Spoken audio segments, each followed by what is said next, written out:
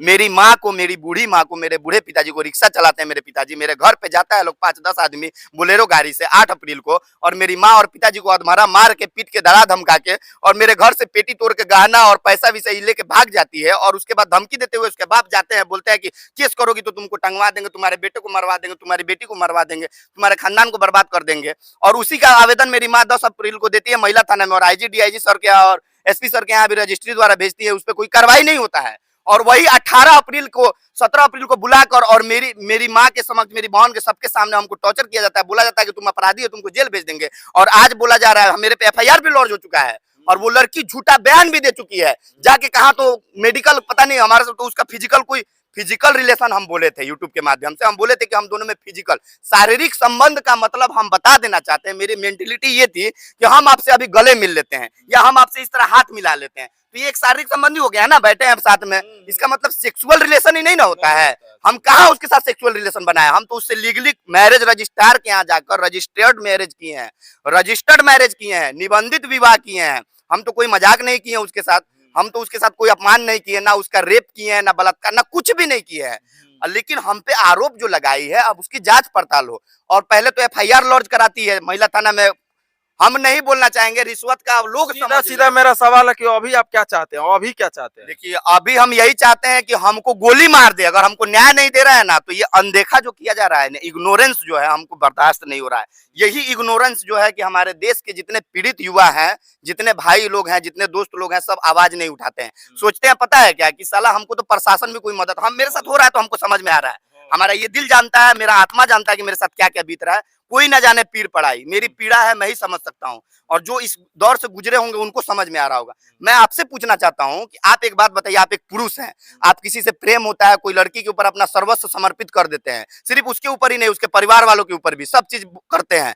बाद में वही लड़की आपको झूठे मुकदमा में फंसाने का धमकी देकर डाइवोर्स मांगती है, आप अगर नहीं देते हैं, अगर समझाने का प्रयत्न करते हैं, अगर उसकी विदाई के लिए याचिका दायर करते हैं परिवार न्यायालय में, तो आप पे झूठा मुकदमा करने का धमकी देकर और कर भी देती है। हम शासन प्रशासन से पूछना चाहते हैं कि वो दिन क्यों नहीं, 4 अप्रैल को जब हमको 5 अप्रैल को थाने पे बुलाया गया, उस दिन एफआईआर क्यों नहीं रजिस्टर्ड हुआ? उस दिन मेरे जितने प्रमाण पत्र थे, जितने मेरे दस्तावेज थे, सही थे, और अब गलत हो गए हैं। जांच करवा ले, मेरे फोन में नहीं है, मेरे हर एक चीज में, हम न्यायालय में भी दिए हुए हैं मेरे सर्टिफिकेट। और वो लड़की जो एफआईआर रजिस्टर्ड कराती है छोटी मेरे ऊपर रेप का, और 420 का और 504 506 आईपीसी, शादी हो गया तो रेप काहे का? सुनिए, तो उस समय वो एफआईआर में क्या दी है कि वादिनी का आवेदन, लिखित आवेदन ही इस कांड का मुख्य आधार है। ठीक है, वो सिर्फ हम अभी जाते हैं प्राइम मिनिस्टर के ऊपर एफआईआर लिख देते हैं, थाना लिखेगा? नहीं लिखेगा वो थाना, क्योंकि उस थाने को भी खरीदा गया है। मेरे पत्नी के पिता के पास इतना माल है, इतना रकम है कि वो पुलिस प्रशासन को भी भूली भाली में देख के उनको भी गुमराह करके रिश्वत के माध्यम से या किसी पैरवी के माध्यम से एफआईआर रजिस्टर्ड मेरे ऊपर हो चुका है। कल तक जो लड़का 2 वर्षों से सिविल सर्विस का तैयारी कर रहा था, आज वो सिविल क्लर्क, सिविल कोर्ट का परीक्षा देने के लायक भी उसको नहीं छोड़ा गया। हम एक अपराधी घोषित हो गए हैं। रोड पर से किसी को भी उठा के अगर प्रशासन चाहे ना, तो उसको जेल में, उसके शरीर पे दारू छिड़क कर, उसके डिक्की में बाइक के दारू रख कर उसको अपराधी घोषित करके जेल भेज देगा। लेकिन हम पूछना चाहते हैं आखिर क्यों, जब हम सही है, मेरे पास सारे दस्तावेज है, मेरे पास तस्वीरें हैं, सब चीज है, सब चीख कर बोल रहे हैं कि हमारे सच्चाई का सबूत हम नहीं दे रहे हैं, मेरे सारे एविडेंस दे रहे हैं, फिर भी मेरे साथ ये नाइंसाफी क्यों किया जा रहा है? क्या हम इस देश के युवा, हम इस देश के नागरिक नहीं है? क्या हमको खुली हवा में जीने का हक नहीं है? हम मानव अधिकार से भी पूछना चाहते हैं हाथ जोड़कर, जो नेशनल ह्यूमन राइट्स है, कि क्या हमारे जैसे मजलूमों के लिए, हमारे जैसे पीड़ितों के लिए आपकी आंखों में कोई दया का भाव नहीं है? क्या इस पे जांच नहीं होनी चाहिए? हम जाएंगे, आज हम ऑन द कैमरा बोल रहे हैं कि हम नेशनल ह्यूमन राइट के पास भी जाएंगे और अपनी बात रखेंगे और रखेंगे। फिर देखेंगे कि कौन जो है, जितने भी अधिकारी हैं जो रिश्वतखोर हैं, जो चोर हैं, हम उनको वार्निंग देते हैं, ऑन द कैमरा बोलते हैं, किसी का नाम नहीं लेंगे, वो समझ जाएंगे कि कौन कौन रिश्वत लिया है। हमसे भी महिला थाना में बुलवाया गया, 30,000 रुपया दे दीजिए तो आपका एफआईआर आपके ऊपर नहीं होगा, लेकिन हम 30 पैसा नहीं देंगे। मेरे पास है भी नहीं, होता तो भी नहीं देते। जितना रिश्वत लेना पाप है, उससे ज्यादा देना पाप है। हम क्यों देंगे? हमारा सच हमारे साथ है, हम अपने सच के साथ है।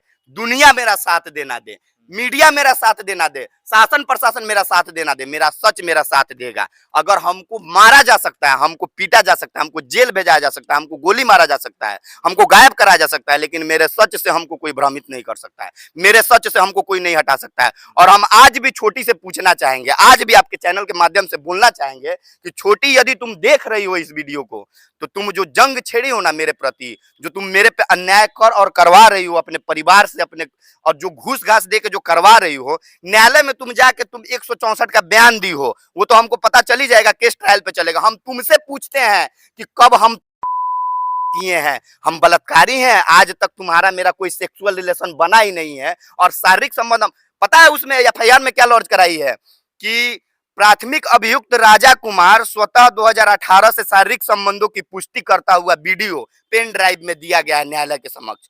उस वीडियो की सत्यापित करा ले। आप भी तो मेरा बाइट डाले हुए थे, हम आपसे बोले हैं कि छोटी के साथ मेरा सेक्सुअल रिलेशन हुआ है? हम आपसे पूछते हैं, आप बोले हैं या हम बोले हैं या कभी हुआ है? कोई प्रमाण दिए हैं? वो दी है, वो सिर्फ गई मेडिकल, कहीं मेडिकल करा ली कि वो वर्जिन नहीं है। एक लड़की का जो हाइमन होता है, हम बोलेंगे, नहीं बोलना चाहिए, बोलेंगे, एक लड़की का जो हाइमन होता है वो साइकिल चलाते वक्त भी टूट सकता है, वो एक्सरसाइज करते वक्त भी टूट सकता है, वो जाती, वो हमको बताइए, रिकॉर्डिंग है, मेरे फोन में रिकॉर्डिंग है। जो लड़की हम पे रेप का केस किया है ना, वो मेरे से रात रात भर बात भी कर रही है।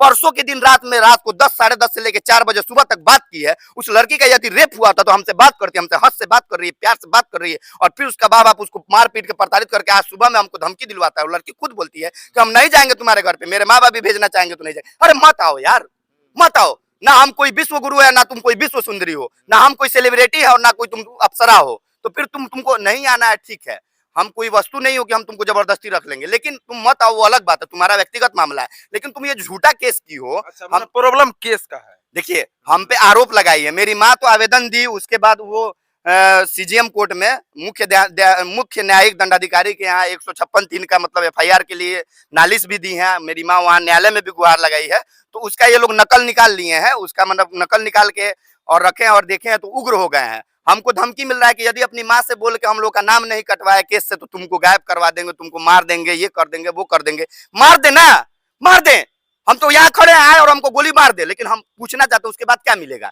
सुकून मिल जाएगा? मेरी आवाज दब जाएगी? मेरी आवाज दब जाएगी? नहीं दबेगी, उसका हाय लगेगा। और जो जो व्यक्ति उसमें शामिल है, जो जो अधिकारी उसमें शामिल हो रहे हैं, उनको भी इसका, उनका भी कोई भाई होगा, उनका भी कोई बेटा होगा। एक दिन मेरी हाय है कि उन लोगों पे भी ये बीतेगा, उनको भी इस दौर से गुजरना होगा जिस दौर से हम गुजर रहे हैं, जिस दर्द को हम झेल रहे हैं, जिस यातना को जिस तरह हमको प्रताड़ित किया गया है ना, इस तरह उनके परिवार के, उनके भाई बंधु, उनके बेटे भी होंगे। और इसीलिए बोलते हैं, ऑन द कैमरा बोल रहे हैं, कुछ अधिकारी इस हद तक गिरे हुए होते हैं, इतने जलील होते हैं, अपनी जमीर को बेच देते हैं, अपनी वर्दी को बेच देते हैं, अपनी उस शपथ को भी भूल जाते हैं। हम सिविल सर्विस का तैयारी कर रहे थे, यदि भविष्य में यदि हम जिंदा रहे, अगर कोई अधिकारी बने ना बने, या मतलब हमारा तो है जुनून, अगर बन जाएंगे ना तो ऐसे अधिकारियों के ऊपर हम सख्त से सख्त कार्रवाई करने का निर्णय लेते हैं। और आज अपने आत्मा से ये वचन लेते हैं खुद से कि ऐसे लोगों को हम बख्शेंगे नहीं। अगर हमको मार देना है, अगर मेरा चैप्टर क्लोज कर दिए, जान से मार दिए, तो कोई बात नहीं है, लेकिन यदि हम जिंदा रह गए हैं, चाहे जिस माध्यम से, समाज में जिस भी तरह से, जिस भी लायक हम होते हैं, लेकिन ऐसे लोगों को हम बख्शेंगे नहीं, कतई नहीं बख्शेंगे।